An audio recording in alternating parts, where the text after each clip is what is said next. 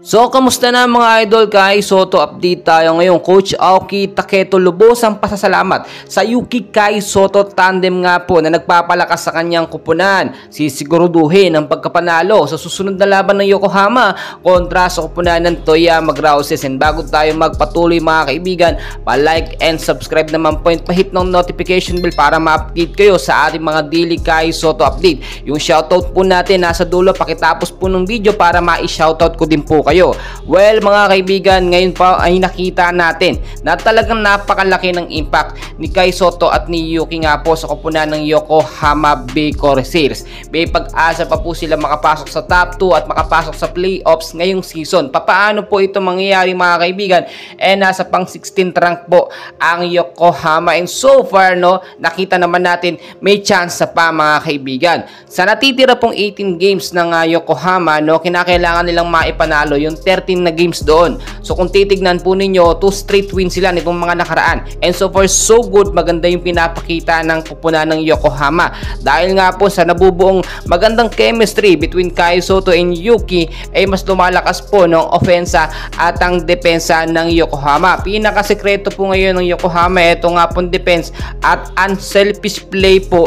Yun lamang po talagang pinakasusi at sekreto sa kanilang pagkapan. At kung titignan nyo mga kaibigan sa standings, nangungulelat or mas mataas ang Yokohama, nasa pang 24 standings po or place etong Toyama Grouses, pero hindi po pwedeng baliwalayin ito ng Yokohama. May mga big man sila at may mga player sila na sanay po sa balyahan. Kaya nga kung makikita nyo, pinapalakas ni Kai Soto ang kanyang pangangatawan para sa balyahan ay talagang laban na laban ng ating pambato na si Kai Soto. Nakuha na po or nakita na ni Coach Aoki Taketo ang sekreto talaga ng paggamit or tamang paggamit dito kay Yuki and Kai Soto tandem sa loob. Talagang nakita nyo first 5 lagi magkasama yan etong captain ng Yokohama na si Yuki at eto nga pong taga-control o yung sinasabi nating defender ng Yokohama na si Kai Soto. Maganda yung pinapakita, pero kinakailangan talaga dito mas mag-improve pa, especially yung ating pambato. Mas malapalakas pa niya yung kanyang offense, hindi pwedeng umasa lang kay Yuki. Dapat po mga kaibigan ay maging flexible ang ating pambato na si Kai Soto, na kahit sinong point guard talaga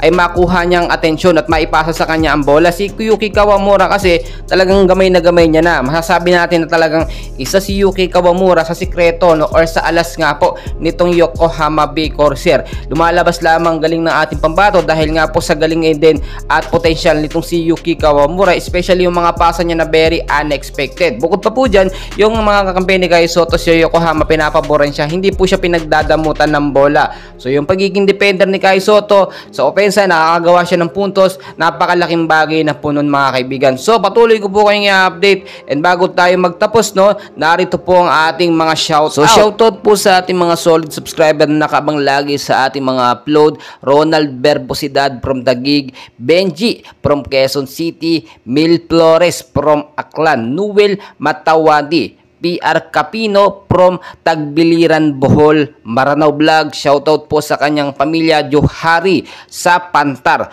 Jaumari Carmona from Capiz, Ernesto Lopez from Pangasinan, Epipanyo Contreras Jr. kay Toto Contreras sa Pasay Puer o Batang Pasay, John Paul Vidal Palsa from Quezon City naman po, Dicen Bitocon Vlog from Dammam, Saudi Arabia, Assassin 2891 from Rosario, La Union, Richard Jr. Carabuena from Calubian, Leyte, Diosdado Barcelon at Tackle Sports TV from Bacoor, Cavite. Kung gusto mo din ma-shoutout kaibigan, please comment down below and huwag mong kalimutan mag-like and subscribe. Maraming salamat po.